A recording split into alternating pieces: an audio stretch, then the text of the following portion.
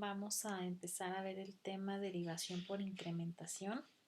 Realmente en esta competencia les reduje muchísimo los temas. Me enfoqué más bien en las dos maneras principales de cómo derivar una función y esta por incrementación es una de ellas. Es como la forma más larga que hay porque se basa en la definición de que la derivada pues es realmente el cálculo de un límite.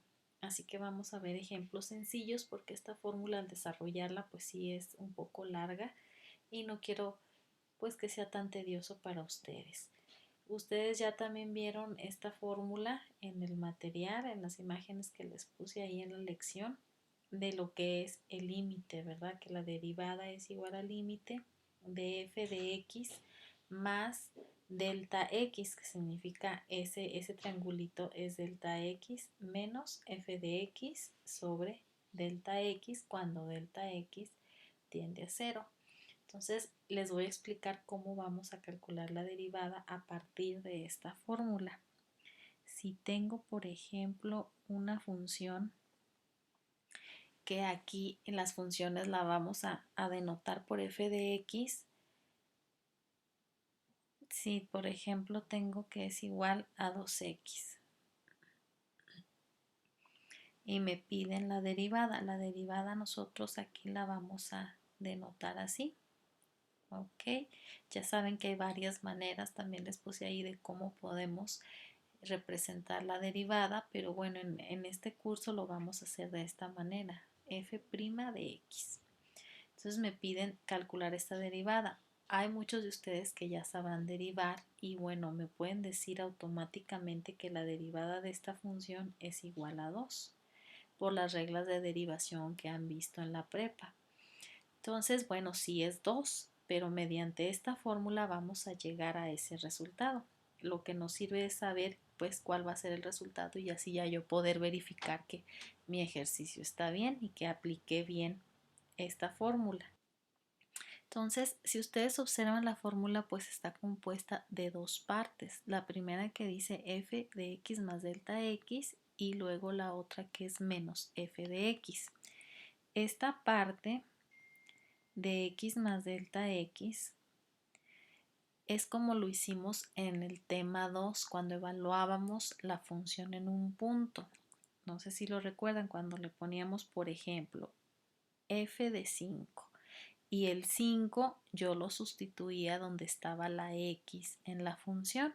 Si yo quisiera calcular f de 5 para esta función, pues sería el 2 por 5. Donde está la x, pongo el 5, ¿verdad? Entonces, algo muy parecido va a ser aquí. Ahora, donde esté la x, aquí en la función que me estén dando, yo voy a poner x más delta x. Así lo voy a hacer.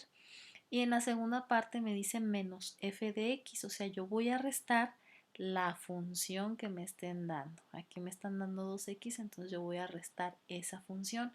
Y este signo de menos afecta a toda la función. Ahorita, bueno, la función es muy pequeñita, es 2x, pues me quedaría menos 2x. Pero si yo tuviera aquí más términos, como lo vamos a ver en otro ejemplo, pues tendría que cambiar el signo en todos los demás términos. Vamos a hacerlo para que lo entiendan mejor. Voy a poner igual. Entonces voy a comenzar a desarrollar mi fórmula, que va a ir esta primer parte, f de x más delta x. Entonces, como les dije, x más delta x, donde estén las x aquí. Entonces yo voy a poner 2, como ya sigue una x, voy a poner x más delta x menos f de x. ¿Quién es f de x en este ejemplo? Pues 2x. Todo esto entre delta x. Luego aquí tenemos que hacer las operaciones necesarias. Si se fijan, el 2 va a multiplicar a lo que está entre paréntesis. Entonces yo digo 2 por x, 2x, 2 por delta x me queda más 2 delta x. Este menos 2x pues queda igual, no hay nada que hacerle, todo sobre delta x. Y aquí voy a restar y simplificar lo que son los términos semejantes. Si se fijan, tengo un 2x menos 2x, entonces esto lo puedo simplificar. Ahora sí me daría 0 y me quedaría 2 delta x entre delta x. ¿Ok?